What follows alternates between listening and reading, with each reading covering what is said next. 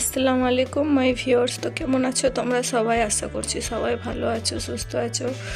তো দেখো, আজকে আর একটা মিনি ব্লগ নিয়ে আমি চলে এসেছি। তো সকাল সকাল কালকে কাপড় কেচে রেখেছিলাম, তো ভালো করে শুকোয় নাই। তো আজকে সকালবেলাতেই রোদ বেরিয়েছে, তার জন্য মেলে দিলাম। আর এদিকে দেখো, আমি রান্না করার জন্য সবজি কেটে রেখে দিয়েছি। তারপরে দেখছি ঘরে প্রচুর ঝুল জমে হয়েছে। তো কিছু রান্না করা বাদ দিয়ে আগে আমি বললাম না, ঘরটাই আগে ছেড়ে পরিষ্কার করে নিই, তারপরে রান্না করব। তো দেখো, আমি এদিকে ঘর ছাড়ছি।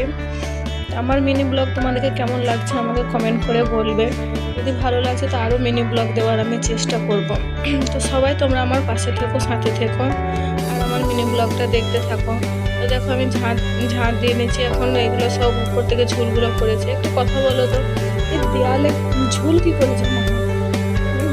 দেয়ালের গা দিয়ে সব ঝুলগুলো সব বসে বসে থাকে। তা আমি হাত যাচ্ছিল না, তার জন্য তুলতে এনে আবার ঝাড়ু করে ঝেড়ে নিচ্ছি। দেখো কত নোংরা আবর্জনা বেরিয়েছে। তো এগুলো আমি এখন ঝাড় দিয়ে ফেলে দেবো। এখন হচ্ছে বিকেলবেলা, তো আমরা একটু ঘুরতে চলে এসেছি আমার নানি